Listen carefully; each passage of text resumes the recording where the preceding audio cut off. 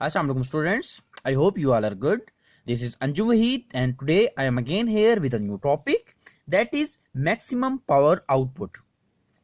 Dear students, as it is clear from the name of the topic that today we are going to talk about the maximum power.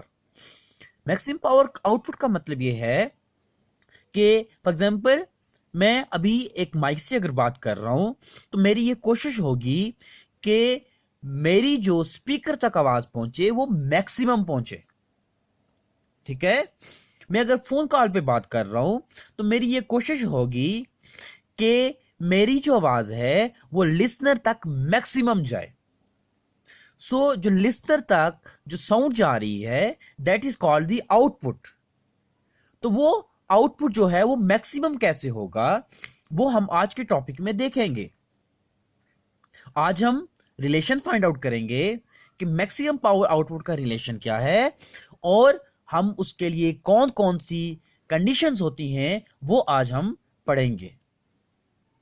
So to understand maximum power output, first of all we need to take a simple circuit. Here I have taken a simple circuit. This is battery or voltage source and here its load or resistor. Okay, now यहां ये इसको understand करने से पहले आपको एक बात पता होनी चाहिए कि हम पावर किसे बोलते हैं। Dear students, this is the negative terminal of the battery and here it's positive terminal of the battery. The charges are flowing from this terminal to this terminal and then they will reach over here. Now what will happen?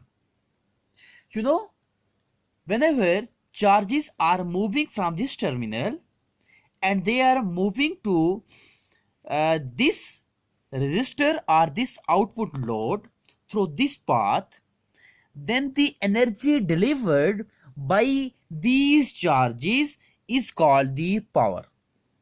What I said, जब आपके पास यहां से charges move करेंगे, ये charges यहां से यूं move करेंगे, ठीक है, ये चार्जेस मूव करके जब यहां पे पहुंचेंगे इस जगह पे, किस जगह, इस आउटपुट पे, तो वो कितनी एनर्जी यहां डिलीवर करेंगे उसे हम क्या बोलते हैं, उसे हम बोलते हैं पावर।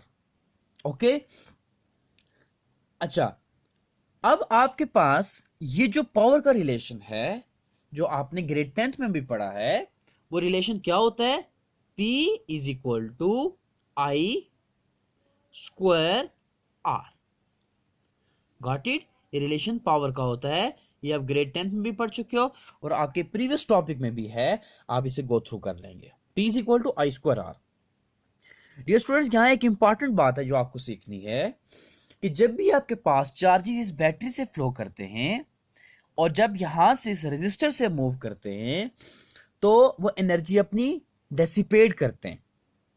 फॉर एग्जाम्पल, जो मैथमेटिकल रिलेशन होगा वो इसके लिए यूं होगा कि टोटल जो एप्सिलॉन होगा दैट विल बी, यहां से जो पोटेंशियल डिफरेंस है और कुछ यहां पोटेंशियल डिफरेंस है।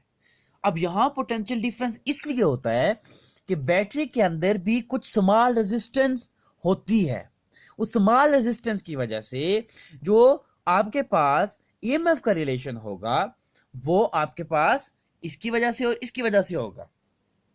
तो आपने ओम लॉ में पढ़ा था V is equal to I R. Same relation we are using over here, epsilon as it is EMF will be equal to I और R क्या हो जाएगी, लेट्स सपोज ये जो रेजिस्टेंस है इस बैटरी के अंदर वो स्मॉल r है और यहां पे ये जो रेजिस्टेंस है वो आपके पास क्या आ रही है, capital R। Let's suppose this is capital R और यहां पे जो स्मॉल रेजिस्टेंस है जो इस बैटरी के अंदर small resistance. Got it? Epsilon is equal to I small r plus capital R। Got it everyone?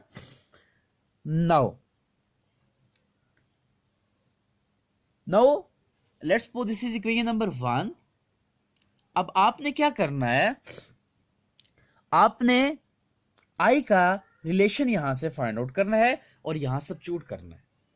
देखिए I की क्या वैल्यू आएगी, I is equal to epsilon upon R plus capital R। ये रिलेशन मैं यहां substitute करूंगा तो मेरे पास आ जाएगा P is equal to I upon small r plus capital R whole square into R। Is this clear to everyone? देखें, I will be equal to epsilon divide by R plus R।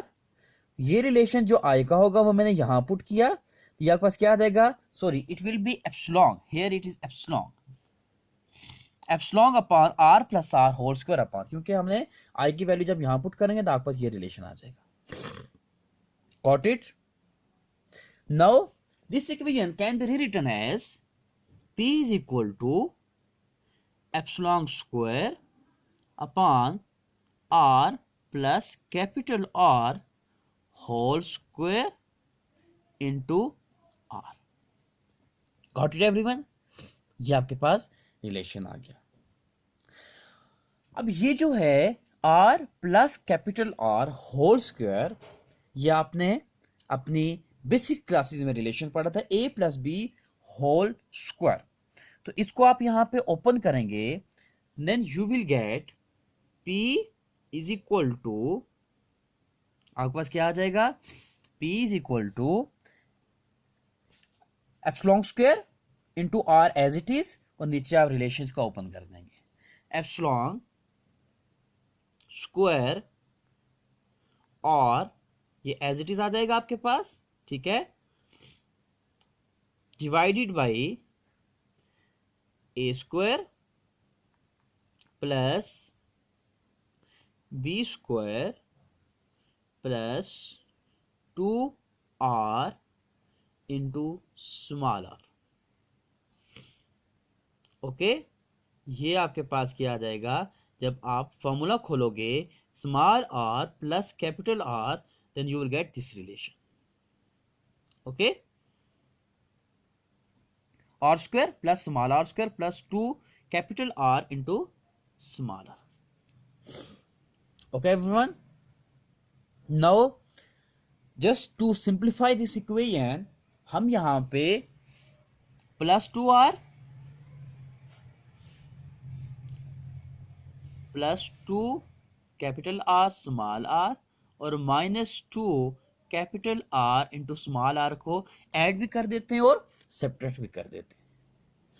देखें, जब हम यहाँ पे ये एक वही same term add कर रहे हैं और सब्ट्रैक्ट कर रहे हैं तो ओवरऑल इक्वेशन पे कोई भी फर्क नहीं पड़ेगा। Now R square plus R square, ये जो इक्वेशन है, ये जो टर्म है, और इस टर्म को हम क्या करते हैं, कंबाइन कर देते हैं, तो this equation will be written as epsilon square R divided by R square plus small r square minus 2RR. This will be equal to R minus R whole square plus 2RR plus 2RR. This will be equal to 4R into small r. Got it everyone? Dear students, power को maximum करने के लिए ये जो denominator है ये minimum होना चाहिए। इसको मिनिमम करने के लिए ये जो टर्म है, इस टर्म को आपको 0 के इक्वल पुट करना होगा, ठीक है।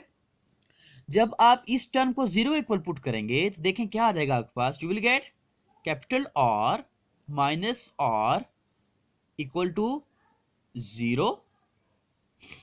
Okay, and again this equation can be written as R is equal to small r। Okay, तो ये इक्वेशन, इस इक्वेशन ने आपको क्या बताया कि अगर आपके पास जो लोड रेजिस्टर है और बैटरी की इंटरनल रेजिस्टर है, इनकी रेजिस्टेंस इक्वल हो जाए, सेम हो जाए, तो आपके पास ये जो टर्म है ये 0 हो जाएगी। जब ये टर्म 0 होगी तो फाइनली यू विल गेट, मैं यहां से एक स्टेप अगर डायरेक्ट कर लूं, देखिए ये टर्म क्या हो गई, 0, this term will be 0। Okay, अब आपके पास क्या बचेगा, epsilon square R upon 4RR, ये R और ये R भी क्या हो जाएगा, cancel out. Then finally you will get epsilon square upon 4 small r। ये स्टूडेंट्स, क्योंकि हमने कैपिटल आर